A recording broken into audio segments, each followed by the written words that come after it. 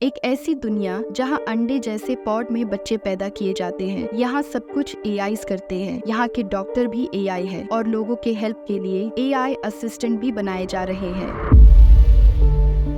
Movie के start में हमें एक शहर को दिखाया जाता है जहाँ की टेक्नोलॉजी बहुत ही मॉडर्न और एडवांस है। इंसानों ने यहाँ अपने काम को आसान बनाने के लिए बहुत सारी एआईज को बनाया है जो उनकी हर तरह से मदद करते हैं। अब हमें एक औरत को दिखाया जाता है जिसका नाम रेचल है। रेचल के घर में भी बहुत सारे एआईज हैं जो उसकी काफी मदद करते हैं। रेचल तैयार होकर अपने ऑफिस के लिए जाती है। उसके ऑफिस में इन्हीं एआई मशीनों को बनाया जाता है। यहाँ इस कंपनी में वह एक अच्छे पोस्ट पर काम करती है। अब हम रेचल के पति को देखते हैं जो कि एक साइंटिस्ट है जो पेड़ पौधों पर रिसर्च करता है और नए नए पौधे उगाता है। अब चूंकि उसके घर सभी एडवांस टेक्नोलॉजी है तो उसका ये काम भी एआई ही करता है। रेचल के पति ने एआई की मदद से अपने घर में बहुत सारे पौधे उगाए हैं, लेकिन उसे अपने कामों में एआई से हेल्प लेना पसंद नहीं है। पौधों पर रिसर्च करने के साथ साथ वह एक कॉलेज में पढ़ाता भी है। अब रेचल एक मीटिंग में जाती है। यहाँ रेचल सभी को बताती है कि हमारी टीम ने एक ऐसा एआई बनाया है जो बिल्कुल इंसानों जैसा है और ये अभी इंसानों के सोचने के तरीके को समझ रहा है। ये एक असिस्टेंट के रूप में काम करेगा जिससे इंसानों की काफी हेल्प होगी। उसकी इन बातों को सुनकर एक वर्कर कहती है कि अगर ये मशीनें इंसानों की तरह काम करेंगी तो ये इंसानों की जगह ले लेंगे और इंसानों की नौकरियां भी यही करेंगे, जिससे बेरोजगारी बहुत बढ़ जाएगी। ये सुनकर उसकी सीनियर कहती है कि नहीं, ऐसा नहीं होगा। ये हमारी जगह लेने के लिए नहीं बल्कि हमारी मदद करने के लिए बनाए गए हैं। इंसान जहाँ है वह वही रहेंगे। अब जब रेचल मीटिंग खत्म होने के बाद जा रही होती है तो उसकी बॉस उसे बुलाती है। वह उससे कहती है कि तुम इतनी लगन से काम कर रही हो तो अब हम तुम्हारी प्रमोशन करने के बारे में सोच रहे हैं, लेकिन इससे पहले हम तुम्हारे फैमिली के बारे में जानना चाहते हैं कि तुम भी अपनी फैमिली को बढ़ाने का तो नहीं सोच रही। ये सुनकर रेचल को बहुत हैरानी होती है। वह कहती है कि मेरे प्रमोशन का भला बच्चा पैदा करने से क्या रिलेशन है। बॉस उसे कहती है, मैंने तुमसे ये सिर्फ इसीलिए पूछा क्योंकि हमारी कंपनी तुम्हारे काम से काफी ग्रो कर रही है और मैं यह नहीं चाहती कि तुम बच्चे पैदा करने के लिए छुट्टियां लो। ऑफिस में तुम्हारा रेगुलर रहना जरूरी है, पर अगर तुम बच्चा पैदा करना चाहती हो तो हमारे पास उसका एक दूसरा उपाय भी है। यह कहते हुए बॉस रेचल को आर्टिफिशियल वॉर्म सेंटर का नंबर देती है जहाँ पर आर्टिफिशियल तरीके से बच्चे पैदा किए जाते हैं। जैसे कोई बच्चा माँ के पेट में 9 महीने तक रहता है, वैसे ही आर्टिफिशियल वॉर्म में भी बच्चे को 9 महीने तक रखा जाता है और ये बिल्कुल माँ से बच्चे पैदा होने के प्रोसेस की तरह ही है। अब जब रेचल उस नंबर पर कॉल करती है तो उसे आर्टिफिशियल तरीके से बच्चे पैदा करने के बारे में काफी जानकारी मिलती है और उसे बताया जाता है कि वो भी माँ बन सकती है।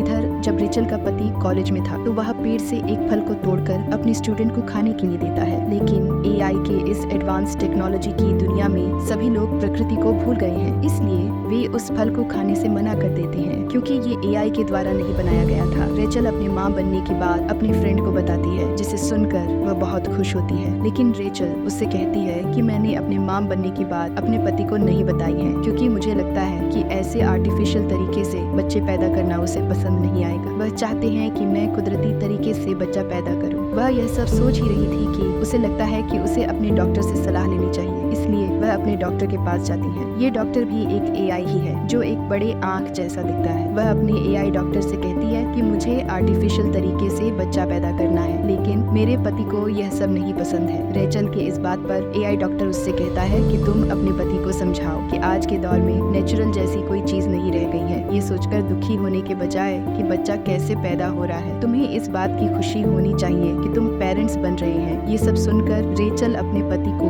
बच्चे के बारे में बताने का फैसला करती है। शाम को जब रेचल अपने पति के पास जाती है तो वह काफी परेशान था। वह रेचल से कहता है कि ये कैसा दौर आ गया है, सब लोग प्रकृति से दूर होते जा रहे हैं, आज किसी ने भी पेड़ में का फल नहीं खाया। यह सुनकर रेचल भी अपना मन बदल लेती है और वह उससे कुछ नहीं बताती है। अगले दिन वह फिर वॉर्म सेंटर जाती है और वह वहाँ बहुत सारी औरतों को देखती है। तभी वहाँ उस सेंटर की हेड लिंडा आ जाती है। वह सभी को बताती है कि हमने ये सेंटर इसलिए खोला है क्योंकि इस दौर में बच्चे कम पैदा हो रहे हैं। इस सेंटर के जरिए हम औरतों की मदद करना चाहते हैं ताकि बच्चे पैदा करने में कोई परेशानी ना हो। ये सब कहने के बाद वह उन सबको एक पॉड कैप्सूल दिखाती है जो देखने में बिल्कुल एक बड़े अंडे की तरह होता है और उसी में बच्चा 9 महीने तक पलता है। और जब बच्चा पैदा होने का वक्त आता है तो ये कैप्सूल उनके पेरेंट्स को दे दिया जाता है और वे बच्चे से बात करके जुड़ सकते हैं। वह उनसे कहती है कि ये प्रोसेस बिल्कुल कुदरती तरीके से बच्चा पैदा करने जैसा ही है, तो डरने की कोई बात नहीं है। लिंडा रेचल से कहती है कि अगर वह भी ऐसे बच्चा पैदा करना चाहती है तो पहले उसे फीस जमा करनी होगी। घर जाकर रेचल अपने पति को सब कुछ बता देती है। वह उससे कहती है कि मैं आर्टिफिशियल तरीके से बच्चे पैदा करना चाहती हूँ क्योंकि मुझे अपने कैरियर पर ध्यान देना है। ये सुनकर उसके पति को बुरा लगता है क्योंकि उसे ये सब चीजें पसंद नहीं थी और रेचल ने अकेले ही ये करने का फैसला ले लिया। रेचल उसको बताती है कि ये चीज वह शौक में नहीं बल्कि मजबूरी में कर रही है क्योंकि ये उसके प्रमोशन से जुड़ी है। इस बात पर दोनों के बीच बहस होने लगती है, लेकिन अंत में वह अपने पति से माफी मांगती है और कहती है कि क्यों ना एक बार चलकर हम अपने दोस्त से मिल लें। उसने भी आर्टिफिशियल तरीके से बच्चा पैदा किया है। अगर उसे कुछ भी दिक्कत नहीं हुआ हो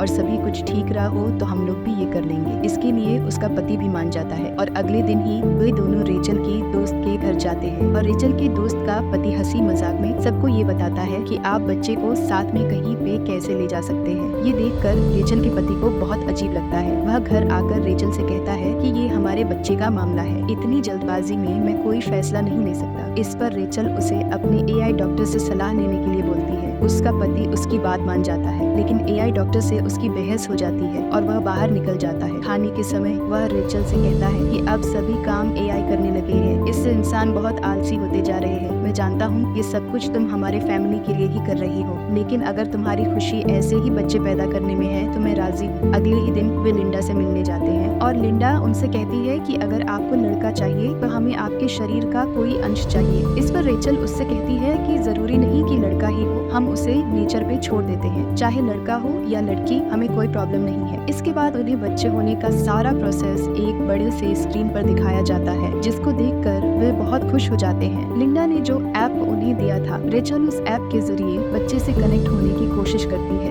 वह वहाँ देखती है कि लगभग 1 हफ्ता बीत गया और उसके बच्चे में कोई ग्रोथ नहीं हुआ है। रात को रेचल को एक सपना आता है कि वह प्रेग्नेंट है और उसे बच्चा नहीं बल्कि एक अंडा हुआ है। रेचल को यह बहुत अजीब लगता है। अपने सपने के बारे में वह अपने AI डॉक्टर से बात करती है जो उससे कहता है कि तुम अब सच में एक माँ बनने वाली हो, लेकिन हमारे सपने का हमारी रियल जिंदगी से कोई रिलेशन नहीं होता है, इसीलिए तुम इस पर इतना ध्यान मत दो। अब 6 हफ्ते बाद जब वे सेंटर जाते हैं तो वहाँ वे पाते हैं कि उसके बच्चे की धड़कन चलना शुरू हो गई है। इससे वह बहुत खुश होते हैं और लिंडा भी उन्हें बच्चे को अपने घर ले जाने की इजाजत दे देती है ताकि वह अपने बच्चे से अच्छे से जुड़ सके। घर जाकर रेचल का पति पहली बार अपने बच्चे को पॉड में देखता है और वे बेहद खुश होता है। बच्चे के साथ रहकर अब वह उससे कनेक्ट होने लगा था। वह उसे कहानियाँ सुनाता है और उससे बातें करता है और उसको अपना ग्रीन हाउस भी दिखाता है, लेकिन रेचल उससे कनेक्ट नहीं हो पा रही थी क्योंकि उसे लगने लगा था कि अगर मैं इस तरह से बच्चे पैदा कर रही हूँ तो मैं प्रेग्नेंट होने का एहसास खो दूंगी। जब रेचल स्विमिंग पूल में नहा रही होती है तो वह वहाँ एक प्रेग्नेंट औरत को देखती है जो रेचल का हाथ अपने पेट पर रखकर उसको एहसास दिलाती है कि प्रेग्नेंट होकर किसी औरत को कैसा लगता है, जो रेचल को बेहद अच्छा लगता है। इसलिए वह अपने पुराने फैसले पर पछता रही थी। अगले दिन रेचल और उसका पति दोनों सेंटर जाते हैं ताकि ये जान सके कि बच्चे का ख्याल कैसे रखना है। यहाँ ये कुछ बड़े बच्चों को देखते हैं जो पढ़ रहे हैं, लेकिन वे खुद नहीं लिख रहे हैं बल्कि AI रोबोट से बोल रहे हैं और वे उनके लिए लिख रहे हैं। रेचल और उसके पति को यह देखकर बहुत हैरानी होती है। तभी वहाँ खड़ा एक आदमी कहता है कि मेरा एक बेटा भी आर्टिफिशियल बॉम्ब से पैदा हुआ है, लेकिन सोते समय उसे सपने नहीं आते हैं। इस पर लिंडा कहती है कि हाँ, ऐसा हम लोगों ने ही किया है। हमने बच्चों पर कुछ लिमिटेशन लगाया हुआ है, लेकिन जल्द ही हम उसे हटा देंगे। रेचल ये सब जानकर बहुत परेशान हो गई। उसे लगने लगा कि कहीं मैंने जल्दबाजी में कोई गलती तो नहीं कर दी। इसका असर उसके काम पर भी पड़ने लगा था। अब उसका काम में भी मन नहीं लग रहा था, जिससे उसके प्रमोशन में भी परेशानी आ सकती थी।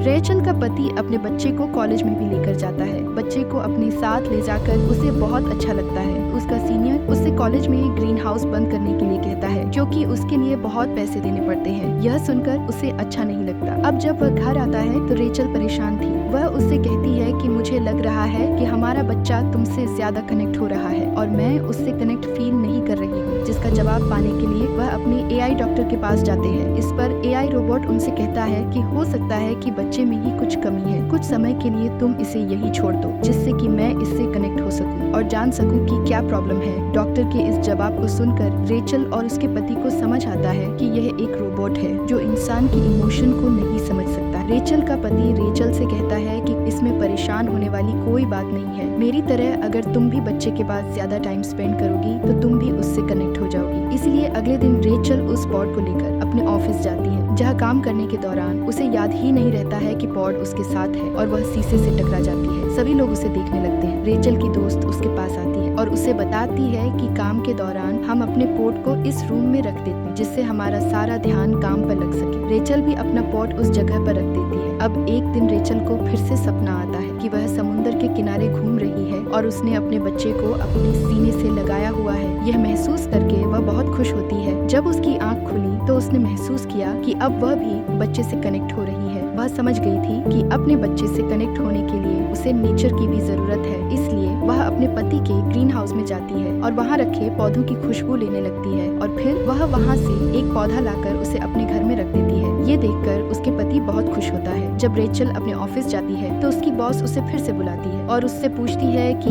तुम्हारा काम इतना पीछे क्यों है? तुम्हारा मन काम में पहले की तरह नहीं लग रहा है। ये सुनकर रेचल को बहुत अजीब लगा। उसे पता चल गया था कि वह यहाँ चाहे जो कर ले, लेकिन उसकी बॉस उससे कभी खुश नहीं होगी, क्योंकि उसे इंसान के रूप में रोबोट चाहिए जो हमेशा काम करते रहे। अब इनका बच्चा 8 महीने का हो गया था, इसलिए वह सेंटर जाते हैं और वह पॉड को अपने साथ घर ले जाना चाहते हैं, लेकिन लिंडा उन्हें बच्चे ले जाने से मना कर देती है। वह कहती है अब आप लोग पॉड को घर नहीं ले जा सकते हैं, क्योंकि इस स्टेज के बाद हम बच्चों के दिमाग और बॉडी की ट्रेनिंग करते हैं और उस पर रिसर्च भी करते हैं, जिसके लिए बच्चे के दिमाग से डेटा लिया जाता है जो हमारे रिसर्च में काम आता है। ये सुनकर रेचल कहती है कि लेकिन मैंने अपने बच्चे के लिए इस प्रकार के किसी भी ट्रेनिंग के लिए मंजूरी नहीं दी थी, तो हमारे बिना इजाजत के तुम लोग मेरे बच्चे के साथ ऐसा कैसे कर सकते हो? लिंडा कहती है कि नहीं, हमने जो कॉन्ट्रैक्ट आपसे साइन कराया था उस पर ये सब कुछ लिखा था, इसीलिए आप अब बच्चे को नहीं ले जा सकते। अब रेचल को समझ आता है कि ये सब उसके बॉस का एक चाल था। वह प्रमोशन के नाम पर अपने एम्प्लॉयज को आर्टिफिशियल तरीके से बच्चे पैदा करने के लिए बोल रही थी, जिससे उसकी कंपनी को पैसे मिल रहे थे। लेकिन रेचल का पति छिपकर फिर से सेंटर जाता है और अपने बच्चे वाला पॉट चुराकर घर ले आता है। दोनों अपने बच्चे को दोबारा से पाकर बहुत खुश थे।